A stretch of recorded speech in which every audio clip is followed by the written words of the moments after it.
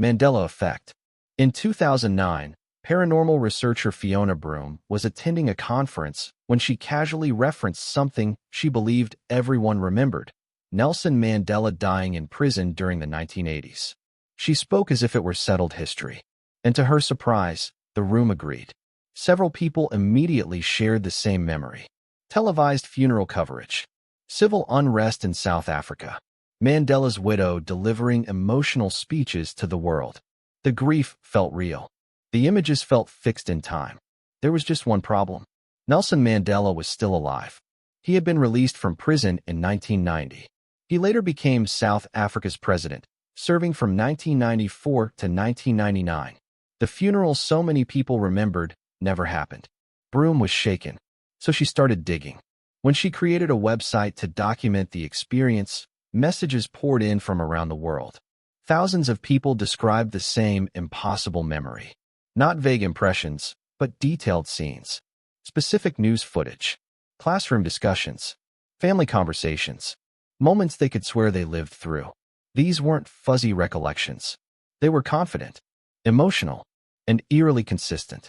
Psychologist Dr. Neil Dagnall from Manchester Metropolitan University later studied those reporting the Mandela memory. What he found was unsettling. The confidence levels were high. The details aligned. The memories followed the same narrative structure, as if copied from the same source. Independent surveys made the mystery even stranger. Nearly 1 in 5 people initially believed Mandela had died in prison when asked, before being told the truth. That's millions of people sharing the same incorrect memory. Even the details matched. Similar funeral imagery. Comparable reactions from world leaders. Nearly identical beliefs about how Mandela's death had impacted apartheid. This wasn't random confusion. It was patterned, systematic, and neuroscience made it worse. Brain scans show that false memories activate the same neural regions as real ones. To the brain, a memory that never happened feels identical to one that did. People experiencing the Mandela effect show brain activity consistent with genuine recollection, not doubt, not uncertainty. The implications were terrifying. If millions of people could vividly remember a major historical event that never occurred, what else might collective memory be getting wrong? The Mandela effect was only the beginning. And once researchers started looking, they found something even more disturbing. This wasn't an isolated case at all. So if memory itself can lie with absolute conviction, where else does reality begin to break down? Mirror, mirror. For decades, millions of people have sworn they heard the evil queen utter the same chilling words. Mirror, mirror on the wall. Who's the fairest of them all? It's one of the most quoted lines in movie history. Repeated in parodies. Printed on merchandise. Burned into childhood memory. Except, that's not what she says. In Disney's original 1937 Snow White, the line is different. The queen turns to the glass and says, "Magic mirror on the wall." Not mirror, mirror. When this discrepancy exploded online around 2012, the reaction was immediate and intense. People didn't just feel surprised. They felt disturbed. Millions insisted they had heard the mirror, mirror version directly from the animated film, not from a book, not from a parody. Survey after survey revealed the same result. Over 85% of people recalled the wrong line when asked from memory. Some studies pushed that number even higher. Psychologist Dr. Henry Roediger III from Washington University examined the phenomenon and classified it as one of the most widespread collective false memories ever recorded. The confidence levels were striking. People didn't hesitate. They quoted it effortlessly. Part of the confusion has a logical explanation. The original Brothers Grimm fairy tale does use mirror, mirror. Disney changed it for the film. But here's the problem. People don't remember reading the fairy tale. They remember watching the movie. They recall the queen's voice, the echo in the chamber, the mirror responding. These are audiovisual memories, not vague ideas. And the confusion only deepened when mirror, mirror began appearing on official Disney merchandise, theme park displays, and licensed products. The incorrect version became so common that it slowly replaced the original in popular culture. A feedback loop formed. The false memory became reinforced by the world itself. Brain imaging studies made it even stranger. When people recall the mirror mirror line, the auditory memory centers of the brain activate, the same regions used when remembering real sounds. The brain behaves as if it's retrieving an authentic spoken memory, words that were never spoken. Some psychologists argue the rhythm of mirror, mirror makes it more memorable than magic mirror. But that explanation falls short. Rhythm doesn't create detailed memories of hearing a specific animated voice deliver a specific line. Somehow, the wrong version became more real than the original. So if a single sentence from one of the most famous films ever made can rewrite itself in millions of minds, what other parts of reality might be quietly changing without us noticing?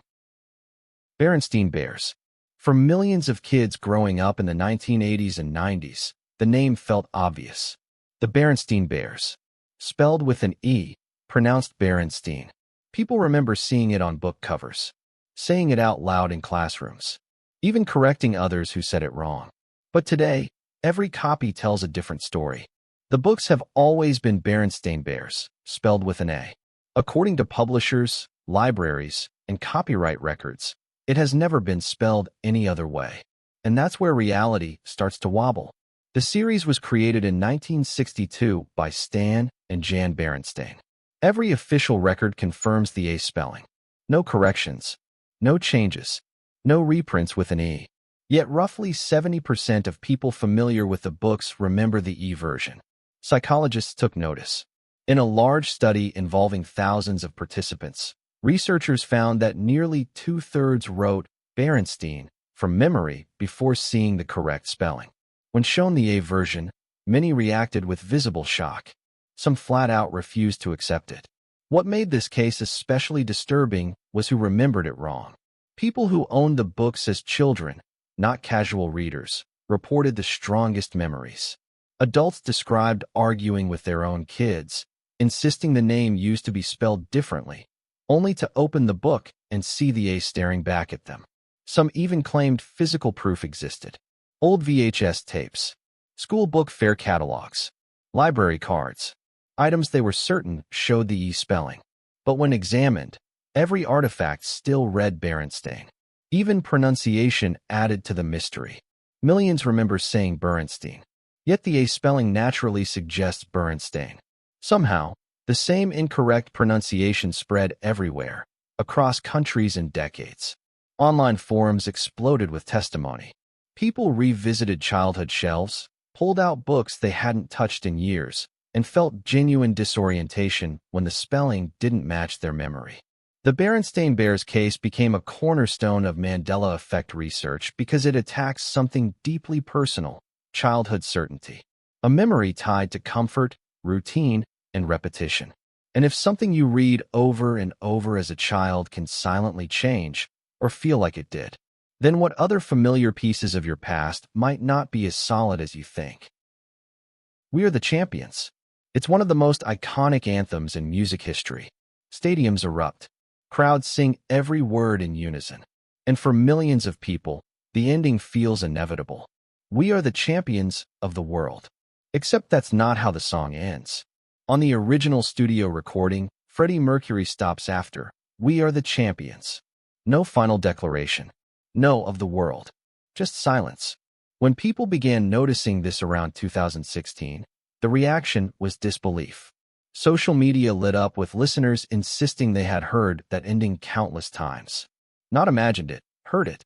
Memory researcher Dr. Julia Shaw from University College London studied the phenomenon and found something unusual. People weren't just remembering lyrics. They were remembering how the ending made them feel. Victory, completion, triumph.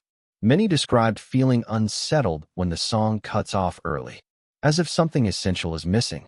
Surveys revealed just how widespread the memory is.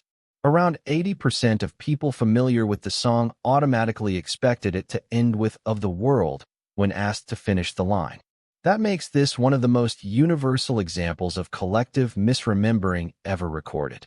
There is an explanation, but it doesn't fully solve the mystery.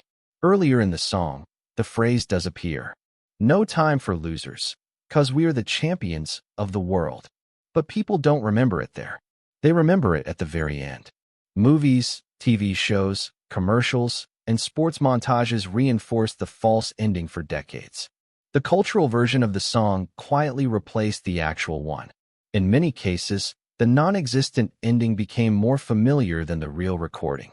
Music psychologists suggest our brains favor emotionally satisfying conclusions.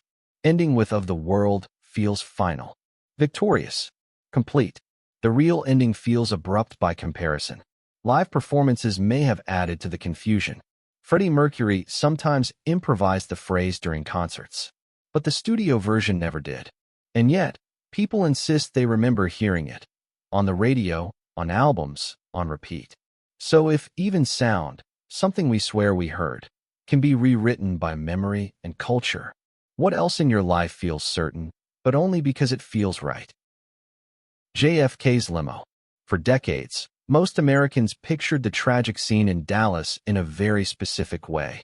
A four-seat convertible, President Kennedy and Jackie in the back, two others in the front, drivers or agents. Simple, clear, familiar. But historical footage tells a different story. The car actually held 6 people. The Kennedys, Texas Governor John Connally and his wife Nellie, the driver, Roy Kellerman, and Secret Service agent Sam Kinney. Yet when the famous Zapruder film surfaced online and in discussions, millions were shocked. The footage didn't match their memories. Their mental image, reinforced by news reports, documentaries, even textbooks, showed a smaller, emptier car. Dr. James Lampin from the University of Arkansas studied this strange distortion. He found that the JFK assassination is a textbook case of false memory. Despite overwhelming visual evidence, films, photographs, eyewitness accounts, people insist on seeing only 4 occupants. Survey data confirms it. About 40% of Americans over 50 initially recall 4 people in the limo when asked for memory. And when shown the actual 6-person footage, confusion and disbelief dominate. Some even argue their memory feels more accurate than the evidence. Why does this happen? Early news coverage and dramatic reenactments focused almost entirely on the president and first lady. Peripheral figures, the Connollys, the driver, the agent, were mentally edited out. Over time, collective memory simplified the event, concentrating on the central figures while unconsciously erasing others. The result is a false memory that feels emotionally more powerful than reality. People remember the tragedy, not the exact facts. And studies using virtual reality to recreate the scene show the same effect. Viewers respond more intensely to the smaller, familiar car than to historically accurate reconstructions. When a moment etched into history can be reshaped by memory and emotion, how much of what we think we know is actually real? South America shift. For millions of people, the continent feels like it's directly under North America.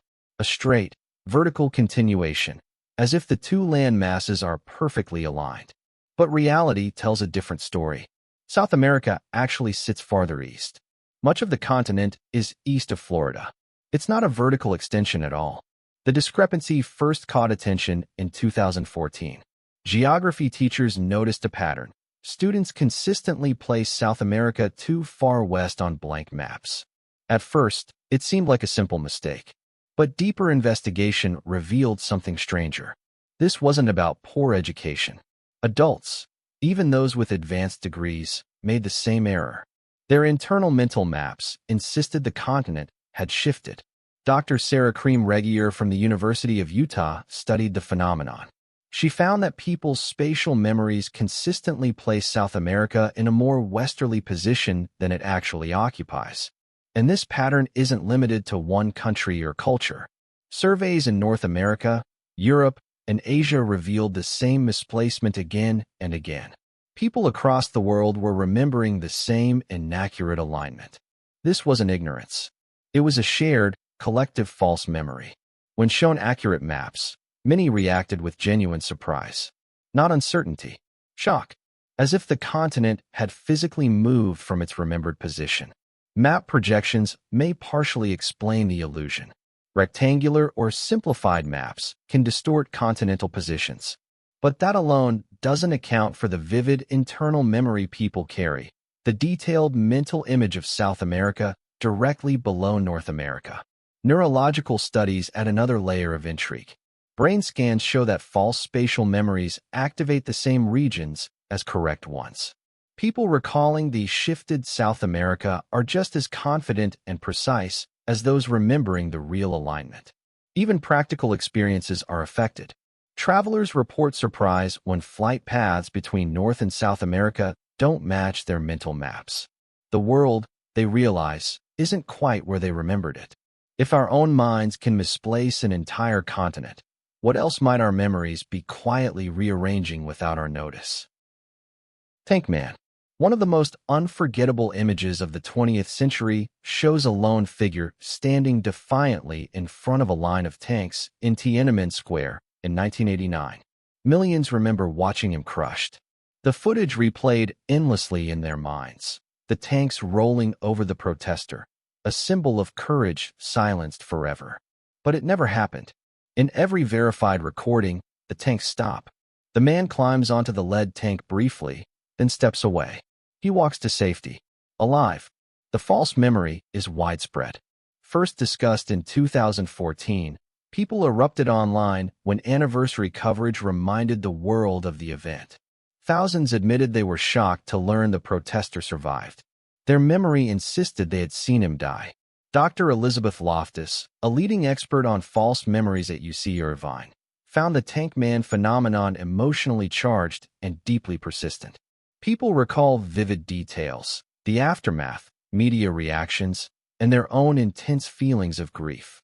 Surveys show around 35% of those familiar with the event initially believe he was killed before seeing the footage. And the strongest false memories appear among adults who lived through the original coverage, cementing the recollection with emotional weight. The intensity is staggering. Some describe trauma as if they had witnessed a death. Their brains respond in the same regions activated by genuine traumatic experiences. The false memory feels as real as reality itself. Experts suggest context may explain part of it. The larger Tiananmen crackdown claimed hundreds of lives. Emotion and expectation may have filled in the gaps, creating a memory that matched the tragedy people anticipated, not what actually occurred. The Tank Man false memory reveals the dark power of collective expectation.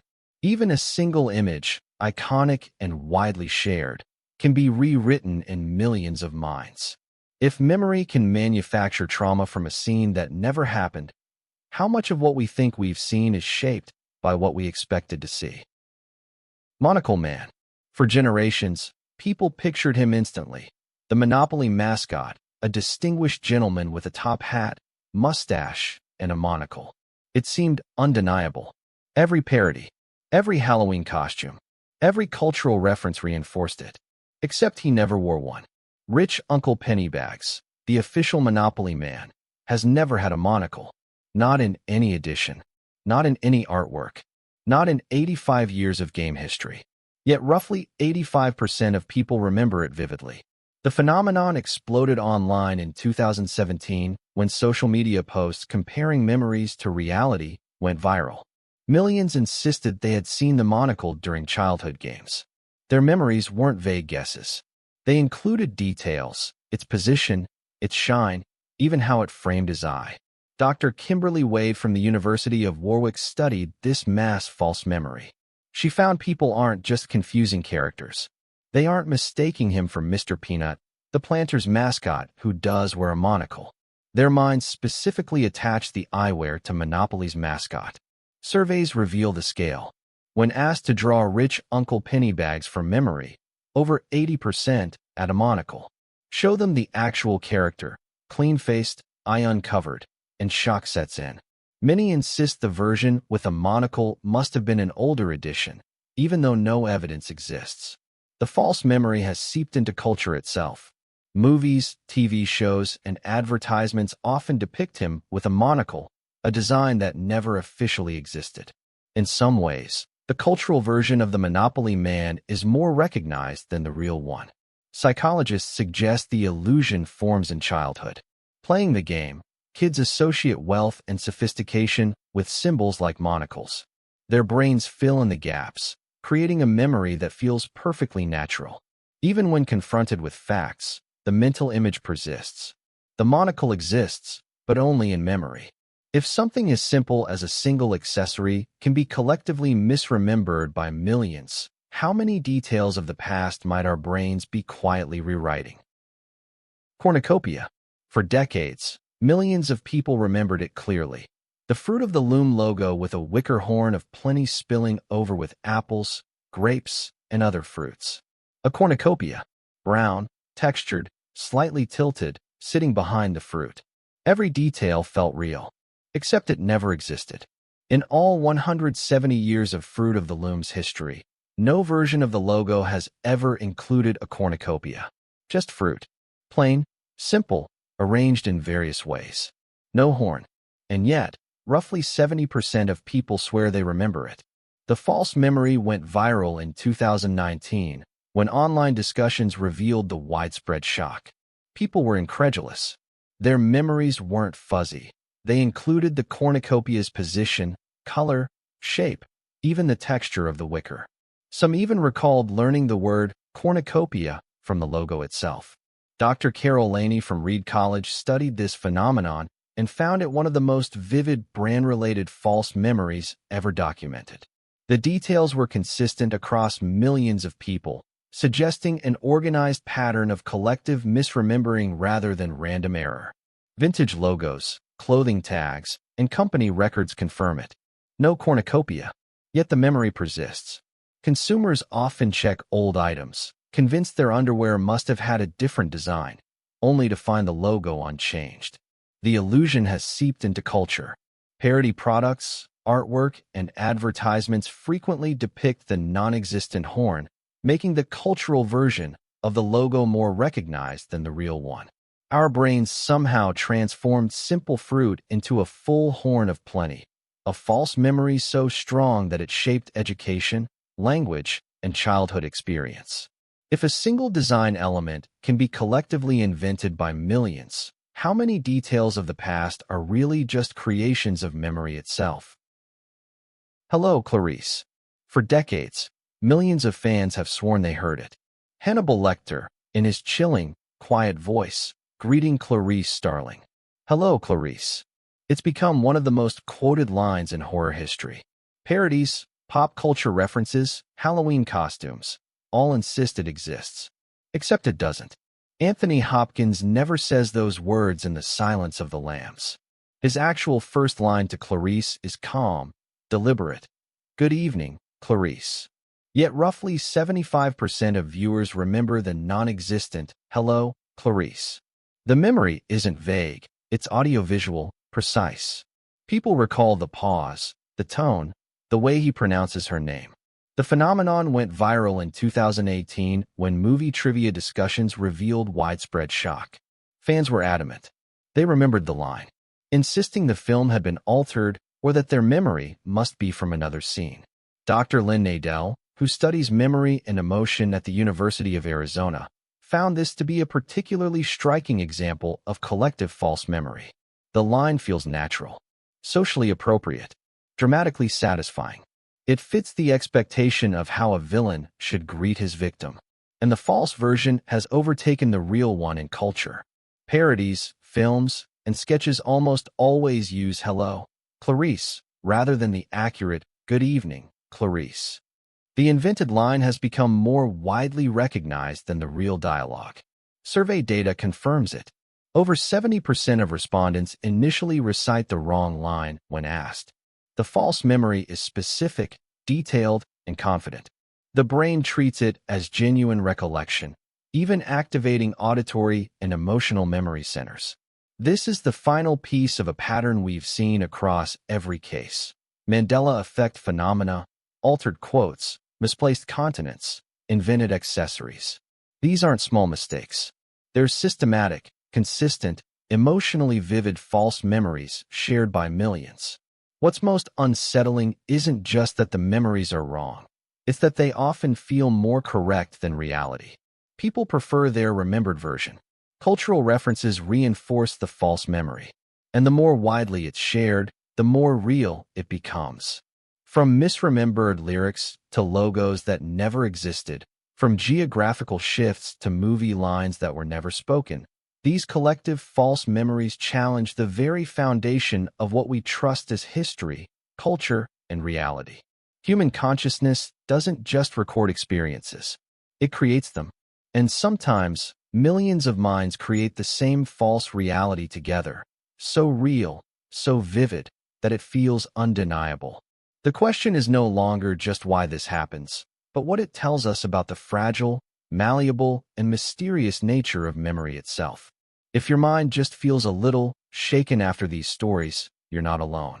Reality isn't always what it seems, and the human mind can play tricks that feel more real than the truth. Subscribe to Strange Wise and join us as we explore the world's most mysterious, mind-bending phenomena, where history, memory, and reality collide.